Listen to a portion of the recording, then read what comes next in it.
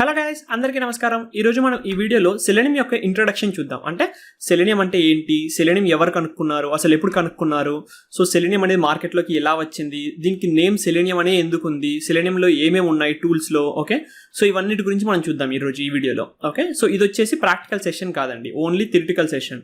So మనకు only information గురించి తెలుసుకుంటున్నాం. సో మనం ఏదైనా ఒక టూల్ గురించి నేర్చుకోవాలన్నప్పుడు ఫస్ట్ ఆ టూల్ ఎవరు కనుక్కున్నారు, ఎలా వచ్చింది మార్కెట్లోకి, సో ఎందుకు వచ్చింది అసలు, సో ఇలాంటి బేసిక్ ఇన్ఫర్మేషన్ అనేది తెలుసుకోవడం చాలా ఇంపార్టెంట్ కదా.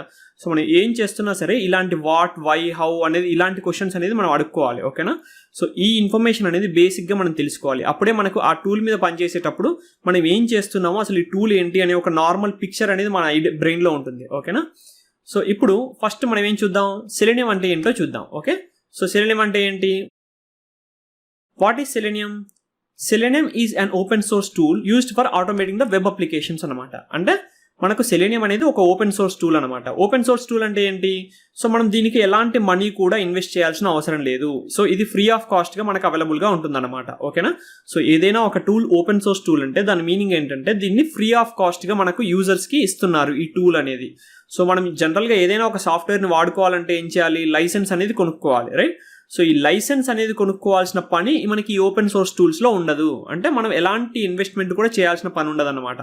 సో అలాంటి వాటిని ఓపెన్ సోర్స్ టూల్స్ అంటారు. ఓకేనా, ఈ టూల్ దేనికోసం వాడతామంటే మనం ఆటోమేట్ చేయడం కోసం. ఏం ఆటోమేట్ చేస్తాం, వెబ్ అప్లికేషన్స్ని ఆటోమేట్ చేస్తాం.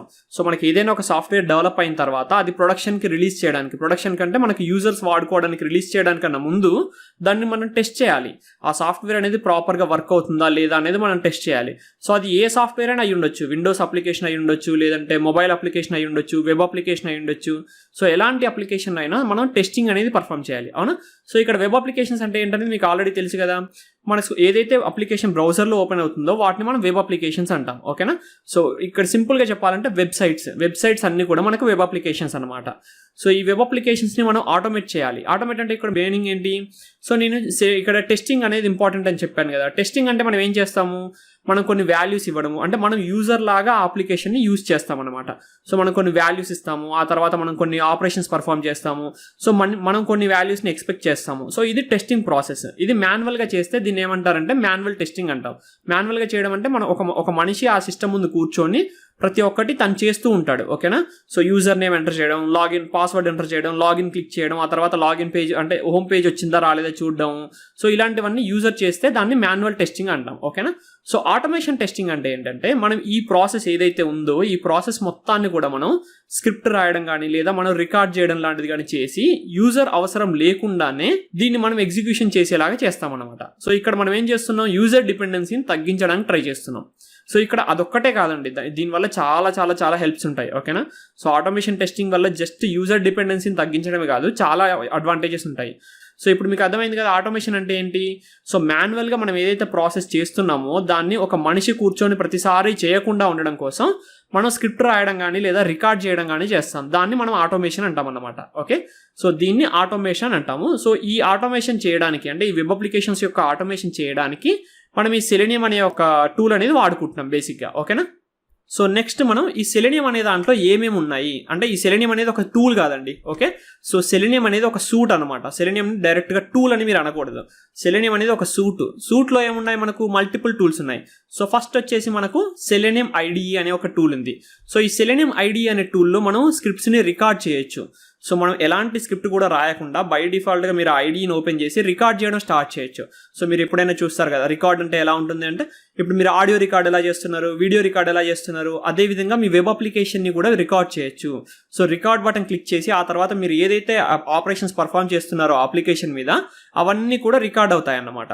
సో రికార్డ్ చేయడం వల్ల మనకు యూజ్ ఏంటి అంటే ఆ రికార్డ్ చేసిన స్క్రిప్ట్ని నెక్స్ట్ టైం మనం ఎప్పుడు కావాలంటే అప్పుడు ఎగ్జిక్యూట్ చేసుకోవచ్చు. ఓకే, సో అది వచ్చేసి మనకు సెలెనియం ఐడి.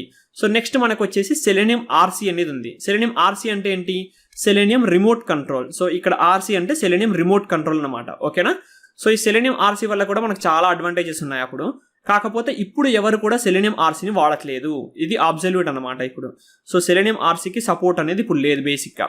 సో ఎందుకు ఏంటి అంటే సెలెనియం ఆర్సీ కన్నా కూడా మంచి టూల్స్ వాళ్ళు ఇంప్లిమెంట్ చేశారు, దానివల్ల సెలెనియం ఆర్సీని వాడడం మానేశారు ఇంకా. ఓకేనా, సో నెక్స్ట్ వచ్చేసి మనకి ఏముంది అంటే సెలెనియం వెబ్ డ్రైవర్ అనే ఒక కాన్సెప్ట్ ఉంది.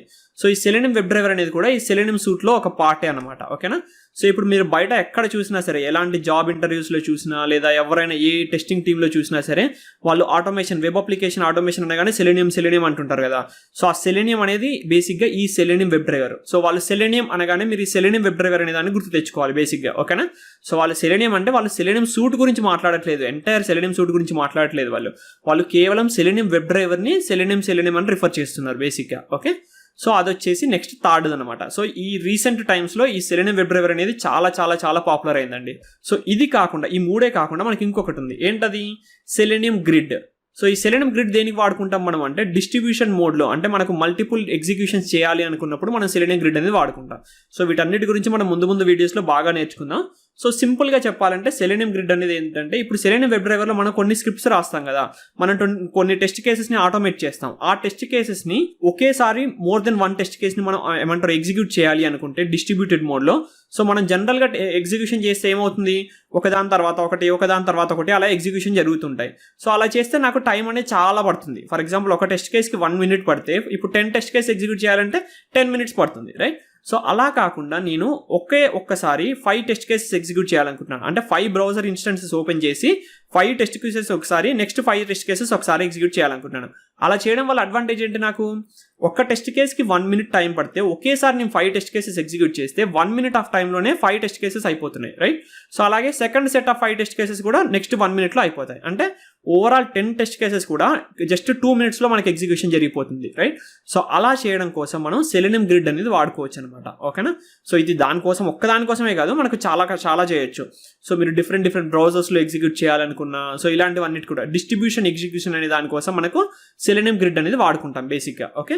సో ఈ సెలెనియం గ్రిడ్ వాడుకోవడం వల్ల మనకు టైం అనేది చాలా తగ్గుతుంది. బేసిక్గా ఎగ్జిక్యూషన్ టైం అనేది చాలా తగ్గించవచ్చు మనం. ఓకే. ఈ 4 టూల్స్ని కలిపి మనం సెలెనియం సూట్ అంటాం.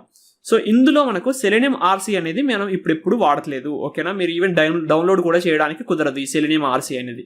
సో సెలెనియం ఆర్సీ గురించి మర్చిపోండి. సో ఇప్పుడు మీరు నెక్స్ట్ ఎప్పుడైనా ఇంటర్వ్యూకి వెళ్ళినప్పుడు సెలెనియం సూట్ అంటే ఏంటి అంటే, మీరు ఈ సెలెనియం ఆర్సీ గురించి చెప్పాల్సిన అవసరం లేదు. జస్ట్ నేను ఇక్కడ ఎందుకు చెప్తున్నానంటే, మీకు తెలియాలి, అది కూడా ఒకటి ఉందని మీకు తెలియాలి అన్న ఒక ఇదితోటే నేను చెప్తున్నాను.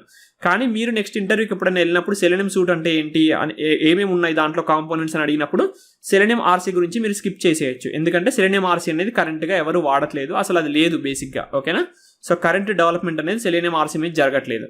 కేవలం selenium ID, selenium web driver, selenium grid మాత్రమే మనకు అవైలబుల్గా ఉన్నాయి. మీరు సెలెనియం అఫీషియల్ వెబ్సైట్ ఓపెన్ చేసినా సరే మీకు అక్కడ కూడా selenium ID, selenium web driver, selenium grid మాత్రమే డౌన్లోడ్ చేసుకోవడానికి ఆప్షన్స్ ఉంటాయి. ఓకే. సో ఇది వచ్చేసి సెలెనియం సూట్ అనమాట.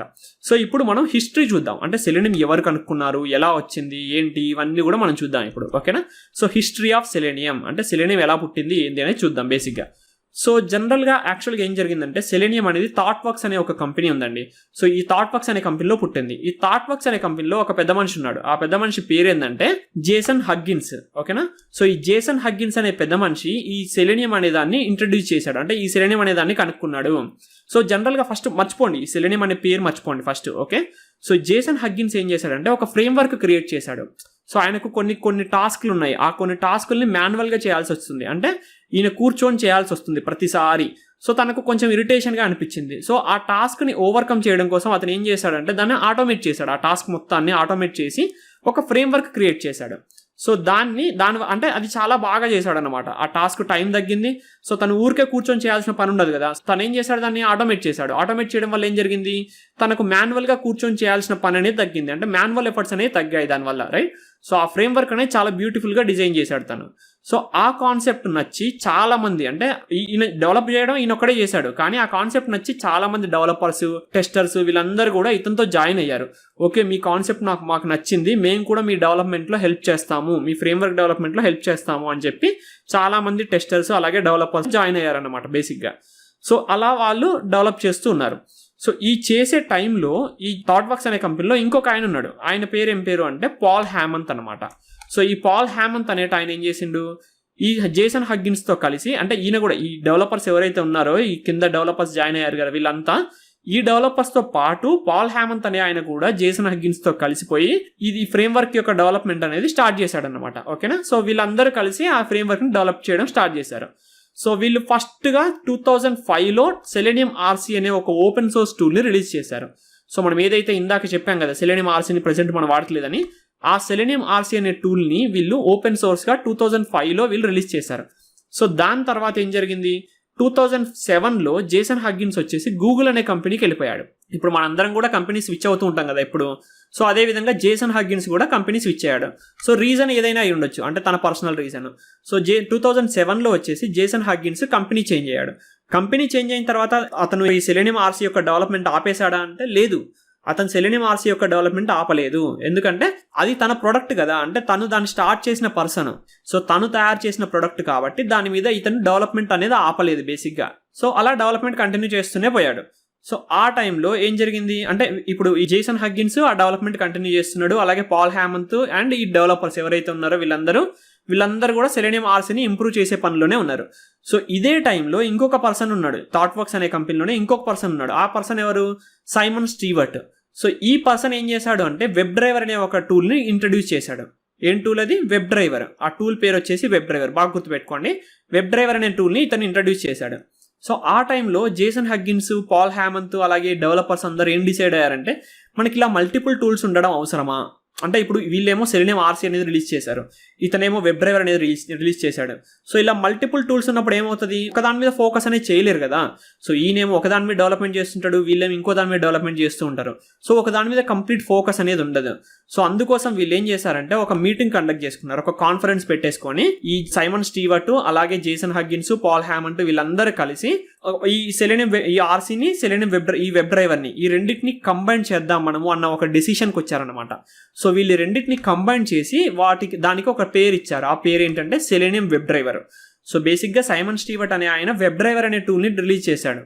ఆ తర్వాత ఈ సెలెనియం ఆర్సీని ఈ వెబ్ డ్రైవర్ని రెండింటిని కలిపి సెలెనియం వెబ్ డ్రైవర్ అనే నేమ్గా వచ్చిందనమాట మనకు. సో ఈ సెలెనియం వెబ్ డ్రైవర్ అనే దాన్ని ఇలా ఈ ఒక కాన్ఫరెన్స్ కండక్ట్ చేసుకొని ఓకే మనం ఈ రెండు టూల్స్ కాదు ఒకే ఒక టూల్ని మనం ఇంప్లిమెంట్ చేయడం స్టార్ట్ చేద్దాము, మన రెండు టూల్ని కూడా మర్జ్ చేద్దాము అని డిసైడ్ అయ్యారు. ఆ టూల్ పేరు సెలెనియం వెబ్ డ్రైవర్ అని చెప్పి ఇంట్రడ్యూస్ చేశారు. సో వీళ్ళు ఇప్పుడు ఏం చేస్తున్నారు, ఈ సెలెనియం ఆర్సీని వీటిని పట్టించుకోవడం ఆపేసి ఈ సెలెనియం వెబ్ డ్రైవర్ మీద ఫోకస్ చేసి దీన్ని ఇంప్లిమెంట్ చేస్తూ ఉన్నారు. సో ఇలా జరుగుతూ ఉన్న సమయంలోనే మళ్ళీ థాట్వర్క్స్లో ఇంకొక పర్సన్ ఉన్నాడు. అతను ఎవరు, ఫిలిపి హ్యాంగ్రూ అనే ఒక పర్సన్ ఉన్నాడు. ఆయన ఏం చేసిండు, ఖాళీగా కూర్చోకుండా సెలెనియం గ్రిడ్ అనే ఒక కాన్సెప్ట్ని ఇంట్రడ్యూస్ చేసిండు. ఓకేనా. సో ఈ గ్రిడ్ అనేది ఏం చేస్తుంది, డిస్ట్రిబ్యూషన్ మోడ్లో టెస్ట్ కేసెస్ని ఎగ్జిక్యూట్ చేయడానికి హెల్ప్ చేస్తుంది, రైట్. సో దాని గురించి మనం చెప్పుకున్నాం కదా. సో డిస్ట్రిబ్యూషన్ మోడ్లో టెస్ట్ కేసెస్ని ఎగ్జిక్యూట్ చేయడానికి ఒక ఫీచర్ని ఇంట్రడ్యూస్ చేశాడు అన్నట్టు ఈయన. సో ఈ విధంగా మనకు సెలెనియం సూట్ అనే ఒక కంప్లీట్ అంటే ఆ 4 టూల్స్ ఉన్నాయి కదా అవన్నీ ఇంట్రడ్యూస్ అయ్యాయి అనమాట మనకు. సో ఓవరాల్గా చూస్తే మనకు ఫస్ట్ జేసన్ హగ్గిన్స్ అనే పర్సన్ ఒక ఫ్రేమ్ వర్క్ని క్రియేట్ చేశాడు. అతని యొక్క రిపిటేటివ్ టాస్క్ని ఓవర్కమ్ చేయడం కోసం ఒక ఫ్రేమ్ వర్క్ని క్రియేట్ చేశాడు. ఆ ఫ్రేమ్ వర్క్ని నచ్చి ఇంకా కొంతమంది డెవలపర్స్, టెస్టర్స్ కూడా జాయిన్ అయ్యి దాన్ని ఇంప్రూవ్ చేయడానికి ట్రై చేశారు. అదే టైంలో పాల్ హ్యామంత్ అనే ఇంకొక పెద్ద ఆయన కూడా జాయిన్ అయ్యాడు. సో వీళ్ళందరూ కలిసి సెలెనియం ఆర్సీ అనే ఒక ప్రోడక్ట్ని 2005లో లాంచ్ చేశారు. సో అదే టైంలో సైమన్ స్టీవర్ట్ అనే ఒక పర్సన్ వెబ్ డ్రైవర్ అనే ఒక ప్రోడక్ట్ని రిలీజ్ చేశాడు. సో అప్పుడు జేసన్ హగ్గిన్స్, పాల్ హ్యామంత్ ఈ డెవలపర్స్ అందరూ అనుకున్నారు మల్టిపుల్ టూల్స్ ఎందుకు బేసిక్గా అని చెప్పేసి డిసైడ్ అయ్యి వాళ్ళొక కాన్ఫరెన్స్లో ఈ సెలెనియం ఆర్సీని అలాగే వెబ్ డ్రైవర్ని కలిపేసి సెలెనియం వెబ్ డ్రైవర్ అనే ఒక టూల్ని ఇంట్రడ్యూస్ చేశారు. సో వీళ్ళు ఈ సెలెనియం వెబ్ డ్రైవర్ అనే టూల్ని ఇంట్రడ్యూస్ చేసి దానికి డెవలప్మెంట్కి హెల్ప్ చేస్తూ ఉన్న టైంలోనే, అంటే దాన్ని ఇంప్రూవ్ చేస్తున్న టైంలోనే ఇంకొక పర్సన్, అతను ఎవరు అంటే ఫిలిపి హ్యాంగ్రూ అనే ఒక పర్సన్ సెలెనియం గ్రిడ్ అనే ఒక టూల్ని ఇంట్రడ్యూస్ చేశాడు. సో ఈ విధంగా మనకు సెలెనియం అనేది వచ్చింది. సో ఇక్కడ మనం ఊకే సెలెనియం అనే ఒక పదం వాడుతున్నాం కదా, అసలు ఈ సెలెనియం అనే పదం ఎందుకు వచ్చింది? సో దానికి కూడా ఒక రీజన్ ఉంది మనకు, ఏంటి అని చూద్దాం ఫస్ట్ ఇప్పుడు. Okay, so why name selenium only? Okay, so ఇప్పుడు వీళ్ళు పేరు అనేది సెలెనియం అనేది ఎందుకు పెట్టారు అనే దాని గురించి నేర్చుకుందాం. సో ఇప్పుడు జనరల్గా ఆ టైంలో అంటే ఎప్పుడు జేసన్ హగ్గిన్స్ ఆ ఫ్రేమ్వర్క్ క్రియేట్ చేశాడు కదా, ఆ టైంలో ఏం జరిగిందంటే ఇలాంటి వెబ్ అప్లికేషన్స్ని, రిపిటేటివ్ టాస్క్ని ఆటోమేట్ చేయడం కోసం మనకు మార్కెట్లో ఒక టూల్ ఉంది. సో ఆ టూల్ అనేది మెర్క్యూరీ అనే ఒక కంపెనీ డిజైన్ చేసింది అనమాట. సో జనరల్గా మనకు కెమిస్ట్రీ అనే ఒక సబ్జెక్ట్ ఉంది కదా, అవునా. సో ఈ కెమిస్ట్రీ సబ్జెక్ట్లో మెర్క్యూరీ అనేది ఒక ఎలిమెంట్. సో ఇది వచ్చేసి పాయిజన్ లాంటిది అనమాట. సో జేసన్ హగ్గిన్స్ జస్ట్ ఒక జోక్ చేయాలనుకున్నాడు. ఏంటి, సో ఇప్పుడు మనకు ఏదైనా ఒక విషయానికి విరుగుడు ఉంటుంది కదా, సో అదే విధంగా ఈయన ఏం జోక్ చేయాలనుకున్నంటే ఈ మెర్క్యూరీ అనే పాయిజన్కి కూడా నా దగ్గర ఒక విరుగుడు ఉంది. సో ఆ జోక్ అనేది కొంచెం ఒక రకమైన ఇంటెన్షనల్గా కూడా చేయాలనుకుంటున్నాడు. ఎందుకంటే ఈయన క్రియేట్ చేసిన ఫ్రేమ్వర్క్ అనేది దానికన్నా బాగుంది కాబట్టి అలా ఒక జోక్ చేయాలనుకొని దాన్ని ఏం చేశాడంటే ఒక మెయిల్ రూపంలో, అంటే మనకు ఒక మెసేజ్ రూపంలో చాలా మందికి ఫార్వర్డ్ చేశాడు. సో అది డెవలపర్స్ అవ్వచ్చు, యూజర్స్ అవ్వచ్చు, టెస్టర్స్ అవ్వచ్చు, అట్లా చాలా మందికి ఆ మెయిల్ అనేది ఫార్వర్డ్ చేశాడు. సో అప్పుడు ఈయన ఏం చెప్పాడంటే, ఈయన మెన్షన్ చేసిన స్టేట్మెంట్ ఏంటంటే ఇది: you can cure mercury poisoning by taking selenium supplements. ఓకేనా? సో మనకు సెలెనియం అనేది కూడా ఒక ఈ కెమిస్ట్రీలో ఒక ఎలిమెంటే అనమాట. సో ఈ సెలెనియం అనే ఒక ఎలిమెంట్ని యూజ్ చేసి మెర్క్యూరీ అనే ఎలిమెంట్ని యాక్చువల్గా డిస్ట్రాయ్ చేయొచ్చు. అంటే ఆ మెర్క్యూరీ అనే పాయిజనింగ్ని ఈ సెలెనియం అనే ఎలిమెంట్ని యూజ్ చేసి క్యూర్ చేయొచ్చు. సో అది జనరల్గా కెమిస్ట్రీలో ఉన్న ఒక ఇది.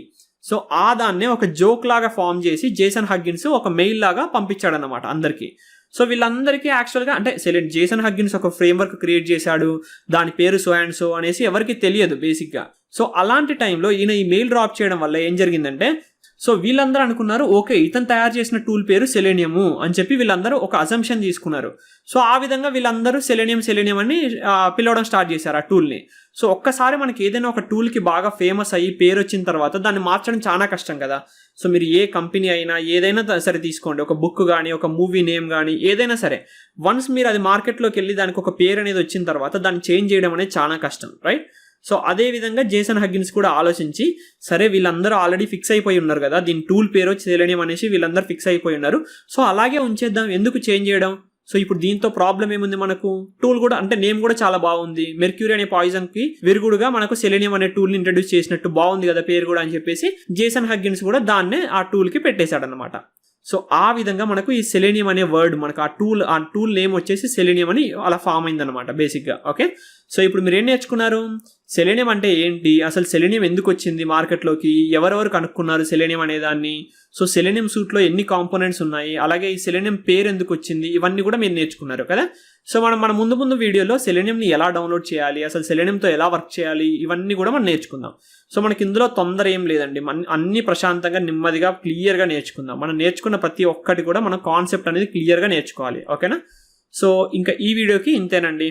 సో మీకు అందరికీ ఈ వీడియో నచ్చిందని అనుకుంటున్నాను. మీకు అందరికీ నచ్చినట్లయితే లైక్ చేయండి, షేర్ చేయండి, అలాగే కామెంట్ చేయండి. సో మీకు సెలెనియం జావా తెలుగు అనే సిరీస్ని కూడా మీ ఫ్రెండ్స్తో షేర్ చేసి వాళ్ళకు కూడా నేర్చుకోవడంలో హెల్ప్ చేయండి. సో ముందు మనం చాలా డీప్గా డిస్కస్ చేయబోతున్నాం టాపిక్స్ అన్నిటిని కూడా. ఓకేనా? సో ఇంకా అంతే అండి. Thank you. Bye bye.